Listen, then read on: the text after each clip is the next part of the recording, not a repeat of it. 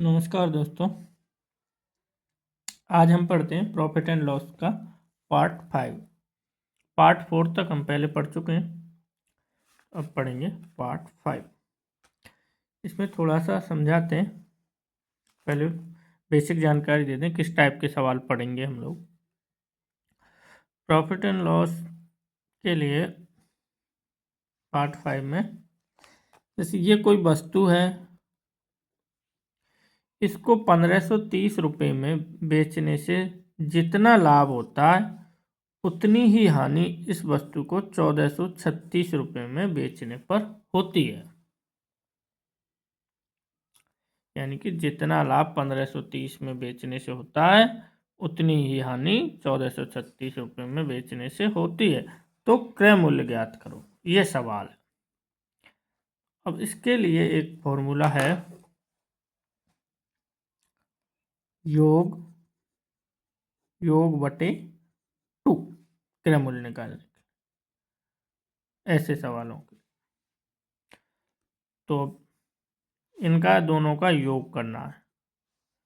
योग बटे 2, 1530 और 1436 योग करेंगे कितना आएगा? 6, 3 और 3 6, 5 4 9 और 2 2966 बट तो 2966 योग है। योग बटे 2, 2 से भाग देंगे, 2 एकम 2, 2 चौकू 8, 1 और 16, 8 दूना 16,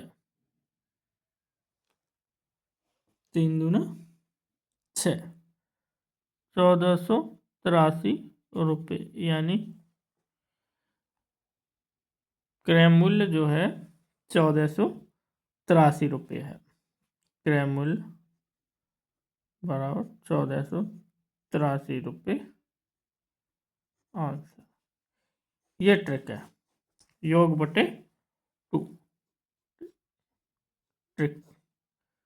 ऐसे सवालों के लिए योग बाई 2 ये वाली ट्रिक अप्लाई करो। ठीक है दोस्तों, समझ में आया? अब इसके अनुसार हम एक आध सवाल लेते हैं जिससे और क्लियर हो जाए।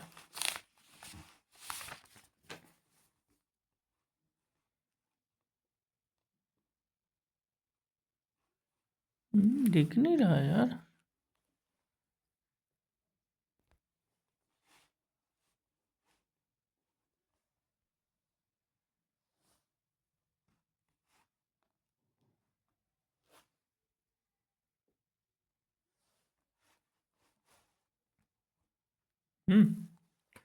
सवाल देखो, एक वस्तु को 844 रुपये में बेचने पर उतना ही लाभ होता है जितना कि उसे 668 रुपये में बेचने पर हानि होती है। तो उस वस्तु का क्रय मूल्य ज्ञात कीजिए। क्या पूछ रहा हमसे? क्रय मूल्य। तो उसने विक्रय मूल्य दे दिया, दोनों विक्रय मूल्य दे रखे हैं। एक तो है 844 में बेचने पर तो लाभ होता है, लेकिन 668 में बेचें तो उतनी ही हानि होती है जितना लाभ होता है। तो हमारी ट्रिक क्या है? ट्रिक लगाएंगे हम इसमें, योग बाई 2। योग 844 और 668 जोड़ेंगे, कितना हुआ? 2, 4 4 10 11 को 1 को हंस लगी 1, 8 और 14 1512 रुपये ये योग आया। तो 1512 बटे 2 बराबर 756 रुपये आंसर। यानी कि 756 रुपये इसका क्रय मूल्य। तो क्रय मूल्य बराबर निकल के आया हमारा 756 रुपये। सिंपल सवाल है एकदम, बस खाली योग बटे 2 वाली ट्रिक लगानी है हमें ऐसे सवालों में कि इतने में बेचें तो इतना लाभ होता है और इतने में बेचें, कम में बेचें तो इतनी है, बराबर हानि होती है। लाभ और हानि बराबर है तो ये ट्रिक अप्लाई हो जाएगी। आगे सवाल देखते हैं।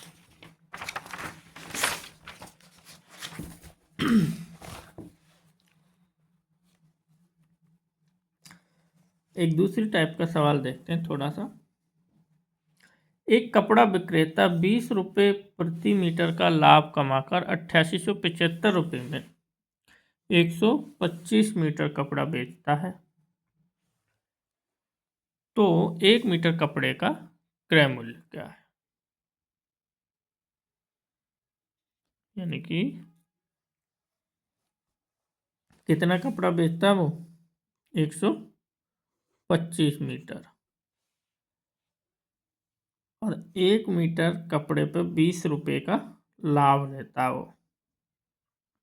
लाभ 1 मीटर पर लाभ कमाता है। तो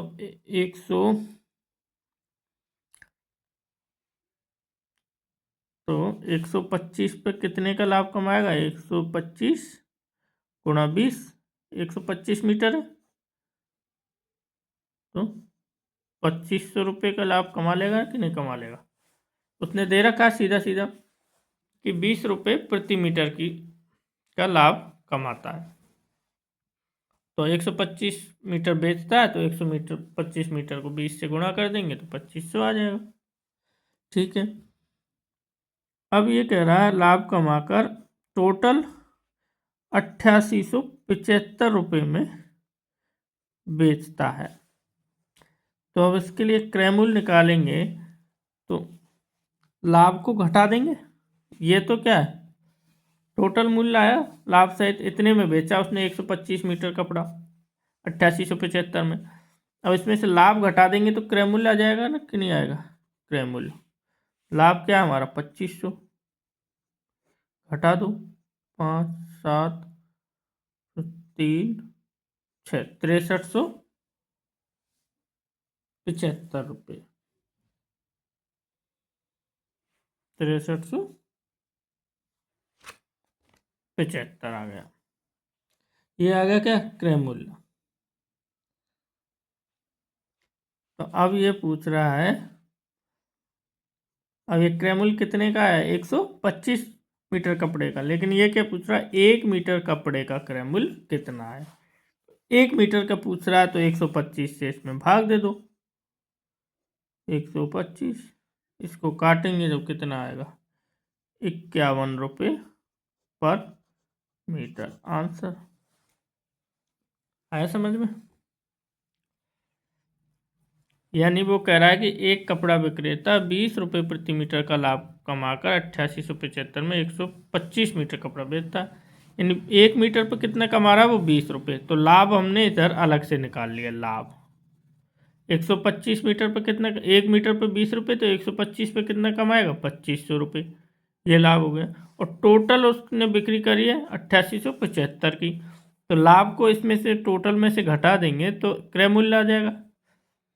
अब ये क्रय मूल्य आ गया कितने का? 125 मीटर कपड़े का। वो पूछ रहा है हमसे 1 मीटर कपड़े का क्रय मूल्य, ये ज्ञात करना हमको। तो 1 मीटर कपड़े का क्रय मूल्य ज्ञात करने के लिए 125 का भाग दे देंगे टोटल क्रय मूल्य में, तो 1 मीटर कपड़े की वैल्यू आ जाएगी जो कि 51 रुपये है। यही आंसर है। आइए समझ में। अब एक दूसरी टाइप का सवाल देखते हैं।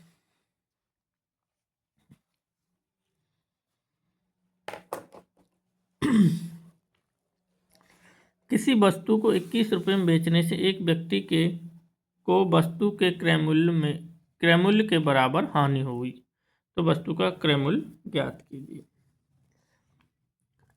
ये इम्पोर्टेंट सवाल है, ये एसएससी में आया हुआ सवाल है। एसएससी में आया हुआ सवाल है। ऐसे सवालों के लिए, इसमें तो क्या पूछा? हानि है। अगर ऐसे ही लाभ भी पूछ सकता है, तो लाभ और हानि के लिए दो अलग अलग फॉर्मूले हैं। तो जैसे लाभ के लिए पूछे, माना कि प्रतिशत लाभ बराबर, सूत्र होता है क्रय मूल्य बराबर क्रय मूल्य ज्ञात कीजिए, लाभ हो तब। इसमें तो क्या हो रहा है? हानि। अगर लाभ होता तो उसके लिए ये सूत्र 10 अंडर रूट विक्रय मूल्य माइनस 25 प्लस 50, यह है लाभ के लिए सूत्र, जो कि हमें चाहिए कि हानि वाला। तो प्रतिशत हानि बराबर क्रय मूल्य निकालना है, क्रय मूल्य निकालना है तो 10 ये सेम रहेगा अंडर रूट, ये जो 25 है 25 पहले आ जाएगा माइनस विक्रय मूल्य प्लस माइनस ये दोनों चिन्ह लगेंगे 50, ये हानि होने पर है। अब हमें ये दो सूत्र याद करने हैं। तो हमसे इसमें क्या पूछ रहा है, वो क्या हुआ उसको हानि हुई है, तो ये वाला सूत्र लगाएंगे हम, लगाएंगे कि नहीं, सही वीडियो नहीं, ये वाला लगाएंगे। तो क्रय मूल्य बराबर जमाओ 10 अंडर रूट 25 पहले से ही है, विक्रय मूल्य उसने दे रखा है कितना 21 रुपये में बेचने से, यानी 21 रुपये में बेच रहा है तो विक्रय मूल्य क्या है 21, तो माइनस 21 प्लस माइनस 50 ये सूत्र में है बराबर 10, 25 में से 21 गए तो क्या बचेगा 4, और 4 अंडर रूट, चलो धीरे धीरे समझे, 4 प्लस माइनस 50। अब 10 अंडर रूट हटाएंगे तो 4 का अंडर रूट हटाएंगे तो 2 हो जाएगा 4 का, प्लस माइनस 50 बराबर 10 गुणा 2 करेंगे तो 20 प्लस माइनस 50। तो एक बार जोड़ देंगे एक बार घटा देंगे, तो 20 को 50 में से घटाएंगे जब कितना रह जाएगा 30 रुपये, या एक बार जोड़ेंगे तो 50 और 20 70 रुपये आंसर, ये है आंसर। ऐसे सवालों में इस तरीके से करते हैं। ये सूत्र याद करने हैं दोस्तों। हानि का पूछा है तो 10 अंडर रूट 25 माइनस विक्रय मूल्य प्लस माइनस 50, यानी विक्रय मूल्य ही दे रखा है इसमें, हमें और कुछ नहीं दे रखा, तो क्रय मूल्य ज्ञात करना, वस्तु के क्रय मूल्य के बराबर हानि हुई तो वस्तु का क्रय मूल्य ज्ञात कीजिए। तो ये दोनों इसके क्रय मूल्य हैं, दोनों में आंसर आते हैं, या तो ये या ये दोनों आते हैं। ऑप्शन में आपको इसी टाइप का ऑप्शन मिलेगा, जैसे कि 30 रुपये या 70 रुपये, ए बी, जैसे बी ऑप्शन मिलेगा 20 रुपये या 30 रुपये, इसी टाइप के ऑप्शन मिलेंगे आपको, तो इससे घबराने की कोई दिक्कत नहीं है, ठीक है। मिलते हैं नेक्स्ट पार्ट में, और अगले पार्ट में हम और अच्छे क्वेश्चन करेंगे। धन्यवाद।